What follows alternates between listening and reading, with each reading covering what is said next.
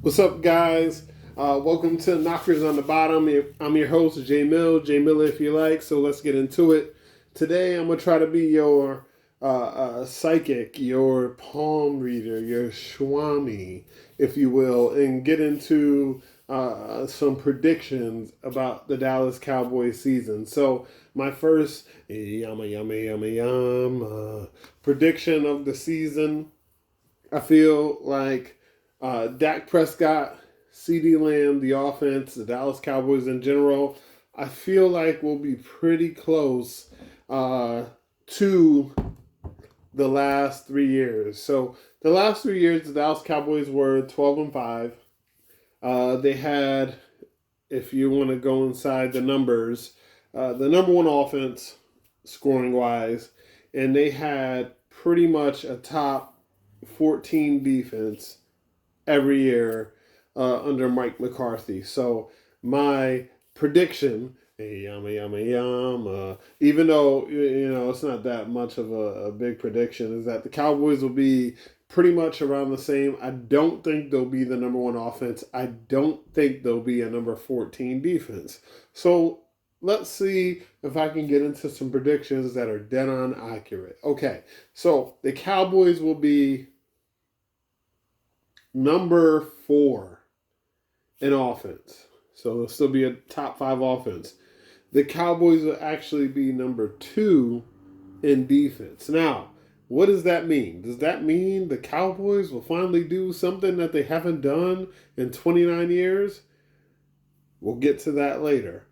But for the regular season, I feel that the Cowboys are actually field a top 5 offense and a top 5 defense by whatever metrics you want to measure it by, whether that's points per game, which is the measurement I use, or whether we're going to talk about yards per game or defensive efficiency or DVOA or points added by players, like points expected or win shares added, like a award type of thing that they use in baseball for football. If we want to get into any of those, whatever measurement you want to use, I think the Cowboys are actually in the field a top 5 offense and a top 5 defense. Now, let's get into another prediction by your boy, a psychic, you know what I'm saying, or a Swami,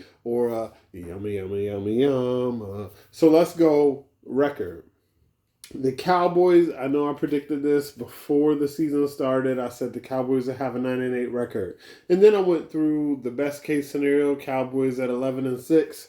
Worst case scenario, Cowboys at 6-11, right? So where do I fall? If I'm trying to make predictions, if I'm trying to make sure that I'm being as accurate as possible, the Cowboys will officially be one game less than they've been over the last few years. So the Cowboys have been 12-5, 12-5, 12-5. I predict the Cowboys will be 11-6. I think they'll have a good enough team to go 11-6 in the regular season. Now, if you hold me, to my word, or you hold my feet to the fire and say, predict those 6 losses, predict those 11 wins, I ain't got that for you. I'm going to be honest right here, right now. I don't have the 11 games they win. I don't have the 6 losses that they have. And the reason for that, Cowboys, but this is not unique to the Cowboys. This is for any NFL team. There's a lot of games that NFL teams win that they should lose, and there's a lot of games that NFL teams lose that they should win. So the only prediction I'm giving is that the Cowboys will end up being 11-6. So I feel like that'll be good enough to be a playoff team. Now, will that be good enough to win the NFC East? Your boy, the psychic, the Swami, yum. The Cowboys become the first team in over 20 years to win the NFC East in back-to-back years. Yes, I said it. You heard it here first. Nobody else is predicting this. I'm predicting it. The Cowboys will win the NFC East for consecutive years for the first time in over 2 decades. No other team has done this since the Donovan McNabb Eagles back in the early 2000s. But I do predict that the Dallas Cowboys will actually win the NFC East, therefore clinching their spot in the playoffs. So not only am I predicting that your Dallas Cowboys will win the NFC East, I'm also predicting that they will be a playoff team. This has nothing to do with my what would go wrong and what will go right for the Cowboys, but it more so has to do with a mesh, right? Because I feel like in both episodes, I talked about best case scenario here, worst case scenario here. But if we understand the truth of the matter and how things usually go, it's probably a combination of both, right? We'll probably get some from the worst case and some from the best case, and they'll meld together, and that'll be your Cowboy season. So I feel like the Cowboys will do enough to win the NFC East. Some of the things not a lot of people are talking about is I know the Philadelphia Eagles got Saquon Barkley. Oh my God, crazy. Saquon, beast, right? When he's healthy. So let's just say that again. The Eagles got Saquon. Beast, right? When he's healthy. And Saquon is very rarely healthy for an entire season. Could be one of those seasons where the running back gets a big contract and they're healthy for the first season of the contract. This could be that. And if it's that, I still don't think the Eagles have enough to win the NFC East. If we're talking about what the Cowboys have lost during the offseason and what the Eagles have lost during the offseason, they've probably lost as much equally and added as much equally, right? But the other part about it is we're going to talk about how the Dallas Cowboys have some depth issues, which I really think is overblown. And we're going to talk about how the Philadelphia Eagles all of a sudden have awesome depth. We also need to talk about their coaching because the Philadelphia Eagles collapsed over the last 2 months of last season. And if we're going to be real, they haven't solved the problems that caused them to collapse over the last 2 months of last season. And just like the Cowboys suffered a blowout loss in the playoffs, so did Philly.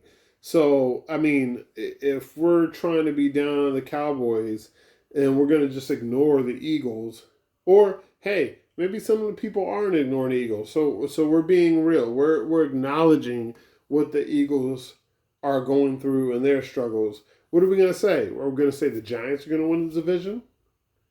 Is Washington going to win the division? If Washington has, let's say they have the Baltimore Ravens quarterback. Let's say their quarterback is Lamar Jackson, which I don't think he is. I know a lot of people want to paint their quarterback into the same light as Lamar Jackson, but I actually think the quarterback that they drafted is a really decent pocket passer.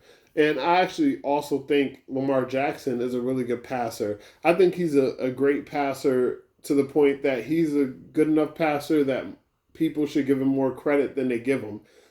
Looking at you, Bobby Belt, once again, I know it seems like I'm picking on you, but I'm picking on you. You want to treat Lamar Jackson like he's a running back, but Lamar Jackson's whole dynamic ability hinges on being a dual threat, right? You can run it, right? But if you get defenses to the point where they're so scared that they're spying on you, or you break contain and you come up to the line like you're gonna run, because you broke contain and you're threatening that line of scrimmage, and all of a sudden the linebackers come up and you dump that off, and now your running back is taking that for 15, 20 yards. I'm sorry, that makes you a good passer. I don't care if it was an easier, quote unquote, easier pass than dropping back and reading the defense and just throwing it into whatever way you can create a mismatch for yourself, and whatever way offensive coordinators can create a mismatch for your team. That's what they're supposed to do. That's what you're supposed to do. And it doesn't matter what it looks like. It doesn't matter what your conventional feelings are.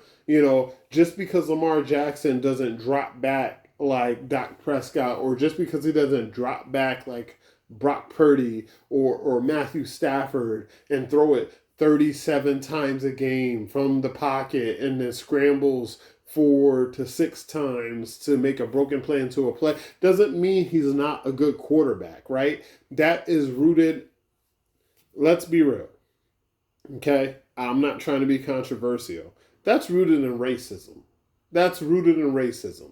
If we're going to be real, it's a lot of people thinking that the black quarterback is always the athlete, right? Because when they talk about quarterbacks dropping back, scrambling, threatening the line of scrimmage, and then throwing balls and making plays, they call those guys running backs, right? But they don't do that to Josh Allen. They don't do that to Patrick Mahomes. You know, they make sure to take the darkest guy on the field and make sure that, hey, that dark guy that's threatening the line of scrimmage, that's an extremely gifted athlete and uses his athleticism and also can make the defense pay with his arm, he's not a real quarterback. Because he has another element to his game that isn't the typical element to the game of the white quarterbacks that we appreciate. But if we took a look at quarterbacks in the league, Justin Herbert makes a lot of plays with his legs and with his arm. Josh Allen makes a lot of plays with his legs and his arm. But we don't call those quarterbacks running backs. We don't act like those quarterbacks have lesser IQ when it comes to passing the football. But if it's a black quarterback, we act like they have lesser IQ. We act like they have lesser ability to read defenses because of what they do.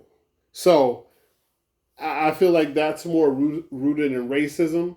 And if I don't want to go as far as saying that's rooted in racism, it's at least rooted in bigotry. It's at least rooted in preconceived notions about what a quarterback should look like.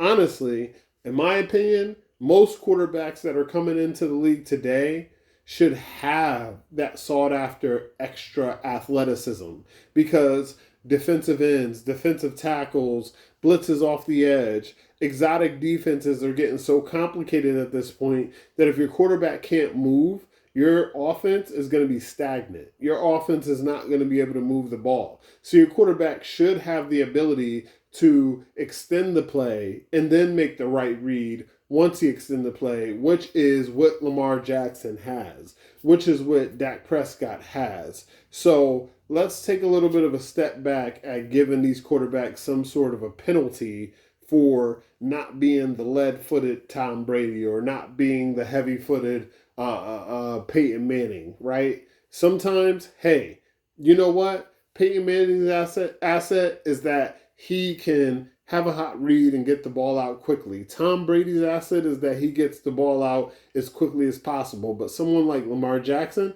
his asset is that he can move around if he can't get the ball out as quickly as possible and then still get the ball out or still get you a first down on his legs. So, you know, like I said, let's take a step back at some of those criticisms of the quarterbacks that we have in the National Football League. Now, let's take a look. Talked about the Cowboys winning the division. We talked about, the Cowboys going 11-6. Let's see what we have as another prediction from your homeboy to Psychic, from your homeboy to Swami. Yummy, yummy, yummy, yum. I'm sorry, Cowboys fans. I'm sorry. Unfortunately, your Cowboys will make it to the divisional round and get bounced once again. But as a solace, I feel like the Cowboys will put up more of a fight in this divisional loss than they have in the past years. So this won't be your Green Bay situation. The Cowboys, I feel like, they'll get past the first round. once they win the division, because I predicted it. So now I'm on the train. So once they win the division, but on the flip side, I feel like the Cowboys will lose in the divisional round like they have for pretty much ever. And but I feel like it won't be one of those games where the Cowboys are boat race like they were against the Green Bay Packers. I feel like it'll be more like your loss against the 49ers, or our loss, because I'm a Cowboys fan too, against the 49ers a couple of years ago when we lost 19-12 in the divisional round. I think we're looking more of that type of situation. I think Zimmer will be able to keep the offense of whatever team we face under control, but I feel like we'll run into the same issue that we run into with Dak Prescott as far as him not showing up in a big game. There'll be something, right? It'll be either Dak Prescott doesn't show up, or the offensive line plays bad, or the running backs all of a sudden can't get any yards. Whatever excuse you want to throw out there that's a typical Cowboys excuse, that's what's going to happen. So we'll probably stall out there, and then that'll leave a bunch of things up in the air. Will the Cowboys re-sign Dak Prescott after that? Will they re-sign Coach Mark McCarthy after that? Will they re-sign Mike Zimmer after that? Will they, offer Micah Parsons a contract extension, or will they drag it out for another 2 years?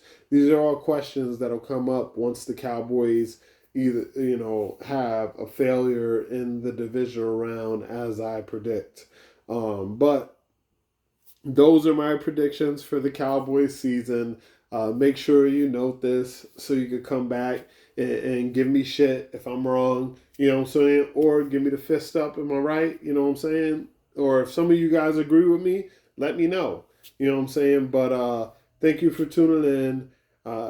Give me a comment below, and let me know what you want me to cover in the future. If you like the video, hit the like button, subscribe so you know when I'm coming on. You can hit me up on Twitter. It's at JMiller, IYL. That's JMiller if you like. You can also submit questions via email. That's knockersonthebottom@outlook.com. Again, knockersonthebottom@outlook.com. I'll take them either way. You can hit me up on Twitter. You can hit me up via email. You can hit me up in the comments below. I'll pull them together, make them a mailbag segment. Hopefully we can make it a regular thing. You know what I'm saying? But thank you guys for tuning in. I love you. Please keep coming. Please keep listening. You know what I'm saying? But until then, until the next time, it's Knockers on the Bottom. I'm your host, Jay Mill. Jay Miller if you like. Peace.